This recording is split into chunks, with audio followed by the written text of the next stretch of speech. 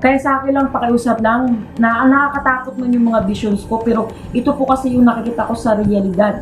Pagdating ng kung ano yung mga darating na mga pangitain.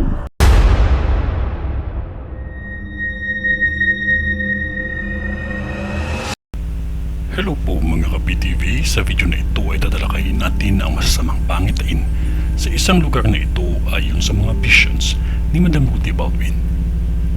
Pero kung ikaw ay hindi pa nakasubscribe sa aking channel, baka naman.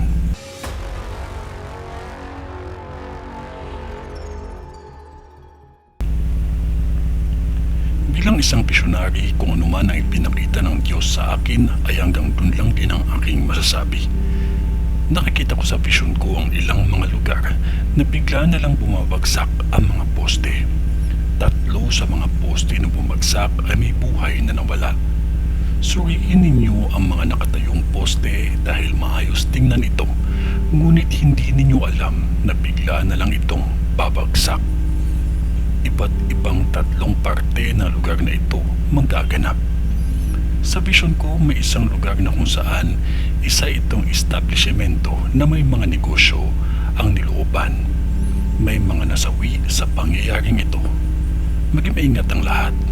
Mahalaga ang may CCTV kung meron ng business area ninyo at huwag kayo basta magtiwala ng ganun-ganun na lamang upang krimen ay naiwasan. May nakikita akong 2 malalaki at malalawak na sunog na mangyayari pa lamang. Napakalawak na sunog na ito. Halos nadamay pa ang kabilang lugar sa bilis ng pagkalat ng apoy. At ang isang sunog ay hindi ito kalayuan sa lugar na kung saan may mga nagbabayad ng amilyar. At ang isa pang sunog sa isang pagawaan o factory. Pag hindi naagapan ng sunog na ito, madadamay ang lahat ng kalapit lugar.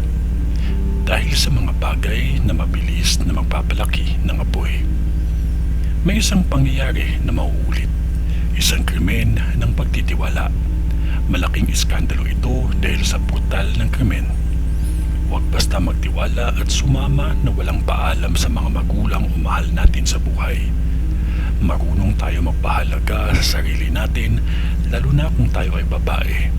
Makinig sa payo ng mga magulang. Isipin din ninyo ang mga maiiwan kung sakali may mangyayaring masama sa inyo. Pahalagahan ang bawat buhay dahil lahat ng ito ay hiram lang natin sa Diyos. Matuto tayo magpasalamat sa bawat araw ng buhay natin, lalo na kung may biyaya na dumating. Dahil ang mga taong walang-wala ay nagpapasalamat sa Diyos. Huwag mapagmataas sa kapwa dahil sa ganitong asal ay isang dahilan ng galit na nagdulot ng pagsunog at marami pa ang nadamay. Mag-iingat. Ito ay ang vision ni Madam sa Caloocan. Sa ngalan ng Diyos Ama, ng Diyos Anak at ng Diyos Espiritu Santo. Amen.